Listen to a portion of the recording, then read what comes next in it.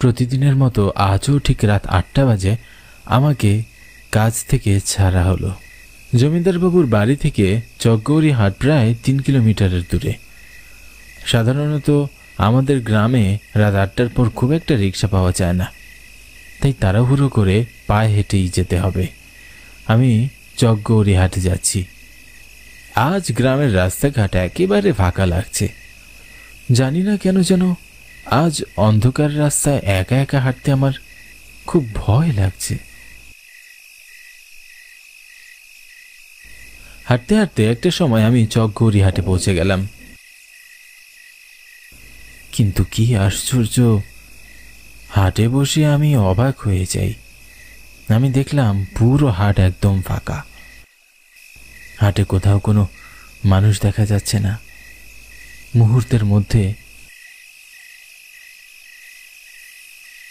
আমার মনটা ভীষণ খারাপ হয়ে গেল। জানি না আজ বাজার নিয়ে ফিরতে পারবো কিনা। না ফিরতে পারলে তো কপালে অশান্তি আছে।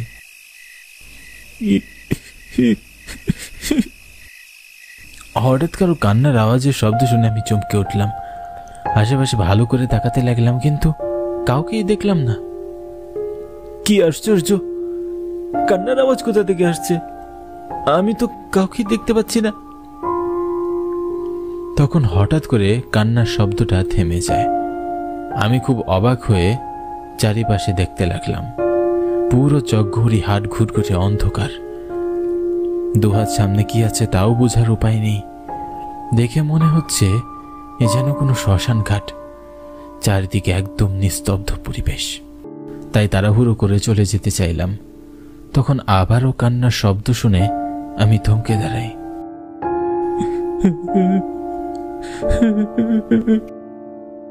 পিছনে ঘুরে তাকিয়ে দেখলাম প্রায় 60 বছর বয়সী একজন বৃদ্ধ লোক গাছের নিচে বসে কান্না করছে, আর তার সামনে ডলা একটি বড় মাছ রাখা আছে। দেখে মনে হচ্ছে তিনি মাছটি বিক্রি করার উদ্দেশ্যে বসে আছেন, কিন্তু হাটে কোনো বিক্রেতা নেই। লোকটি অন্ধকারে বসে আছেন। আমি ভীষণ অবাক হলাম।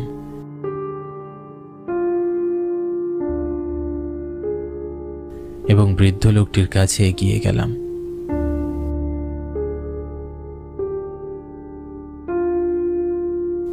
কাকা, আপনি এখানে বসে কাঁদছেন কেন?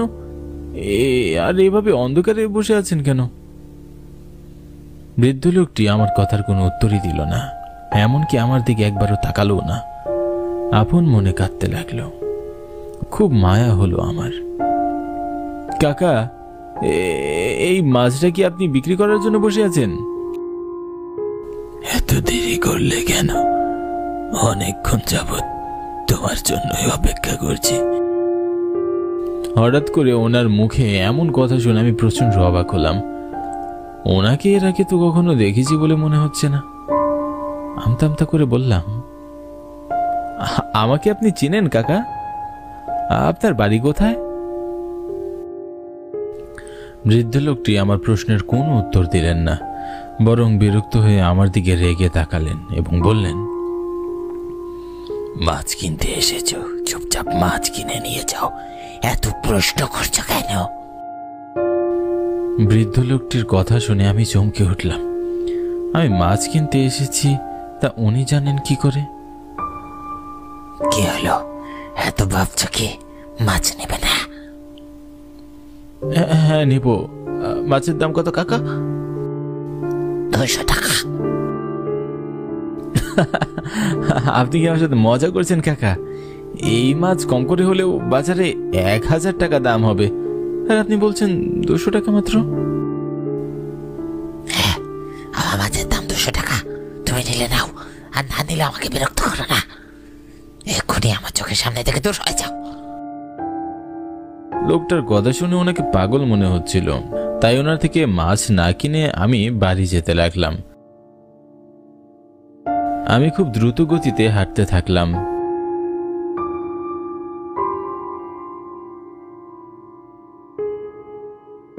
কিন্তু কি আশ্চর্য, আমি কিছুতেই চকগৌরী হাট থেকে বাজারের বাইরে যেতে পারছিলাম না।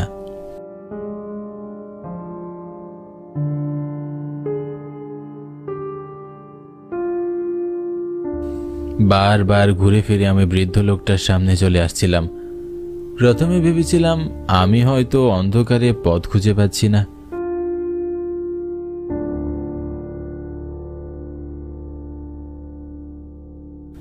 কিন্তু কিছুক্ষণ পরে বুঝতে পারলাম আমি কোনো মায়াজালে আটকে গিয়েছি। আমার সাথে যা যা ঘটছে তা কোনোটাই স্বাভাবিক নয়। তখন বৃদ্ধ লোকটি বিকট শব্দ করে খুব বিশ্রীভাবে হাসতে থাকলো।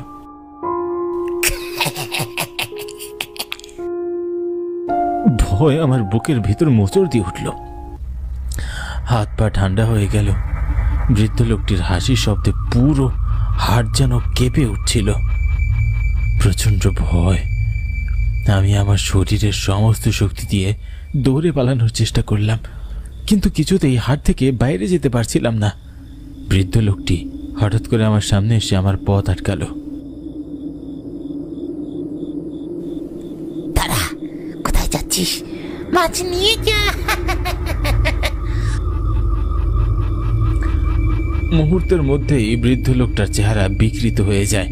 আমি দেখলাম তার চোখ দিয়ে রক্ত ঝরছে, দাঁতগুলো বাইরের দিকে বের হয়ে আসছে। আমার আর বুঝতে বাকি রইল না বৃদ্ধ লোকটি কোনো মানুষ নয়। ভয়ে আমার বুকের ভেতরটা পানি শূন্য হয়ে যায়, হাত পা ধরধর করে কাঁপতে থাকে। প্রেতাত্মাটা আমার গলা চেপে ধরার জন্য তার হিংস্র হাতগুলো আমার দিকে বাড়িয়ে দিল।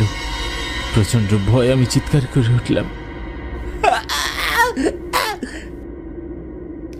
শরীরের সমস্ত শক্তি দিয়ে আমি দৌড়ে পালানোর চেষ্টা করলাম। প্রেতাত্মাটাও আমার পিছনে পিছনে ছুটছিল আর মুখ দিয়ে খুব ভয়ঙ্কর শব্দ করছিল। ভয়ে আমার সমস্ত শরীর কাটা দিয়ে উঠল। আমি আরো জোরে দৌড়ানোর চেষ্টা করলাম। এই দাঁড়া, মাছ নিয়ে যা। পালাচ্ছিস কোথায়? বুকের ভিতরের প্রাণ পাখিটা দুকদুক করছিল। মনে হচ্ছিল যেন এখনই বুকের ভিতরের প্রাণ পাখিটা বের হয়ে যাবে। দৌড়াতে দৌড়াতে আমি প্রচন্ড হাঁপিয়ে যাই। প্রচন্ড পানির তৃষ্ণায় গলাটা শুকিয়ে কাঠ হয়ে যায়। এক্ষুনি পানি পান না করতে পারলে হয়তো সকালের সূর্যটাই আমি আর দেখতে পারবো না। হঠাৎ আমি আমার চোখের সামনে সমস্ত কিছু ঝাপসা দেখতে শুরু করলাম। প্রচন্ড মাথা ঘুরতে শুরু করলো, শরীরের বল শূন্য হয়ে গেল। তারপর আমার আর কিছুই মনে নেই।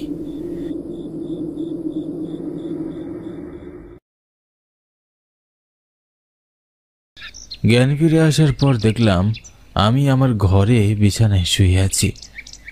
আমার বিছানার পাশে আমার স্ত্রী দীপালি এবং হাট প্রহরী হরি কাকা দাঁড়িয়ে আছেন।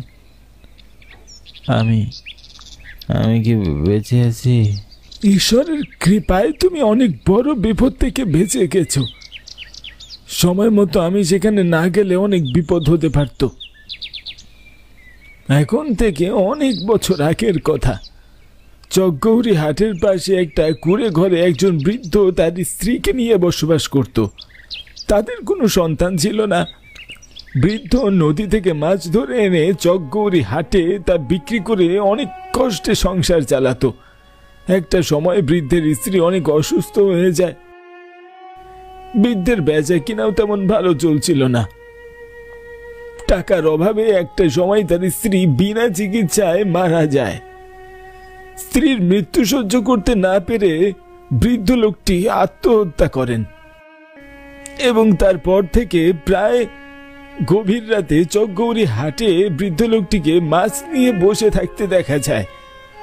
যার সাথে দেখা হয়, যদি সে বৃদ্ধের কাছ থেকে মাছ কিনে তাহলে বৃদ্ধ তার কোনো ক্ষতি করে না, আর যদি মাছ না কিনে তাহলে বৃদ্ধ তাকে প্রাণ নিয়ে ফিরে যেতে দেয় না। হরি কাকার মুখে এসব শুনে আমি খুব অবাক হয়ে গেলাম। বৃদ্ধ লোকটির জন্য আমার প্রচন্ড মায়া হচ্ছিল আর খারাপও লাগছিল। তাই সেই রাতের পর থেকে আমি আর কখনো রাতের বেলা চকগৌরী হাটে যাইনি।